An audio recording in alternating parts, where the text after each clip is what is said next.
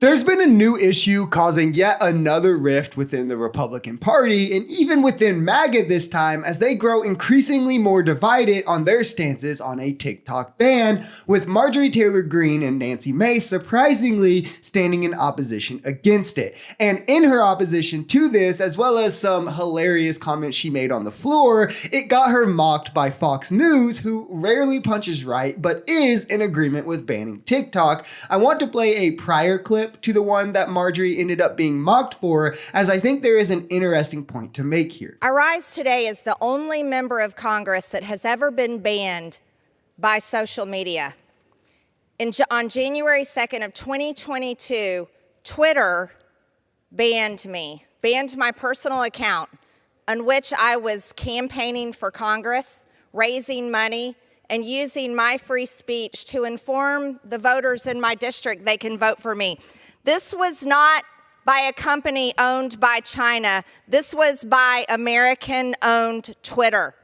This came on the heels of our own United States government working with big tech and working with social media companies to censor and ban Americans' free speech. Okay, the comparison that I love to make here that really highlights an inconsistency on the right is Republicans' stance on businesses serving same-sex couples. They say businesses should have the right to not serve same-sex couples because they're privately owned, so they can choose who they want to serve. You hear this all the time about preachers and marrying same-sex couples, but then they'll turn around and act appalled when a private social media company bans them. If businesses can reject same-sex couples, the consistent value would be they should also be able to ban conservatives. It's almost like when conservatives are the ones who feel the oppression being done to them, they have an issue with it.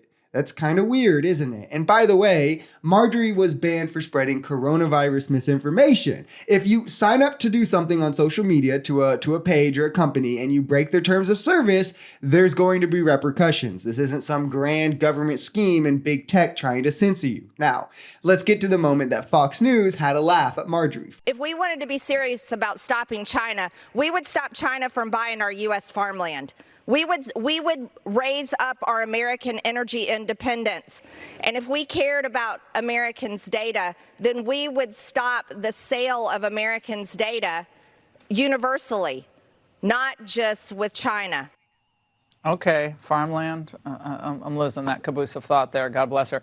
Why is it so hard for some to grasp that China is a unique threat to the United States? So the first thing I just want to touch on here briefly, because I know we've debunked this in multiple segments, but Joe Biden drills more oil than Trump. We have more energy exports now than we have in 70 years, let alone under Trump. This belief that we're less energy independent under Biden is just a lie. It's propaganda. We are extremely more energy independent under Biden than Trump, and we haven't been this energy independent in most of your lifetimes. And outside of just the drilling and things like that, we have like the Chips and Science Act, bringing semiconductor manufacturing back to America, something we currently have a lot of dependence on Taiwan for, the tax incentives for businesses to use American manufacturers rather than foreign manufacturers, raising the foreign tax rate. Biden has done a great job at making us way less dependent on other nations and has set us up for this trend to continue going downwards in the coming years.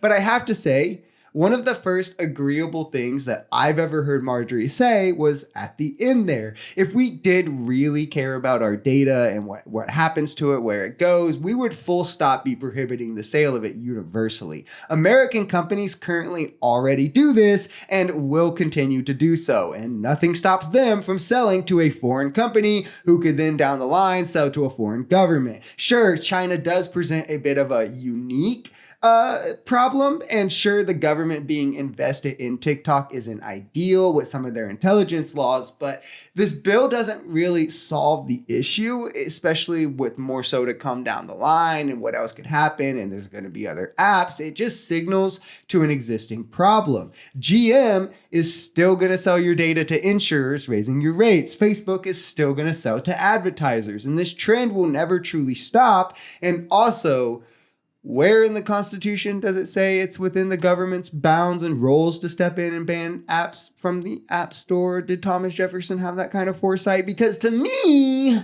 It sounds a bit like government overreach, and to me personally, I would rather see a different avenue taken to attempt and address this issue, one that better solves it full stop as well. If you enjoyed this video, we're Social Society. We're a commentary channel influenced by politics, society, and the economy. We are pretty left-leaning on this channel, but we're open to our right-wingers as well. The biggest thing here is having conversations that get everyone to the bottom of the truth. If that sounds like something that could interest you, consider smashing that subscribe button, leaving us a like, or even commenting on this video. We even have memberships available as low as $3 if you'd like to support, because the only way we become a society is together.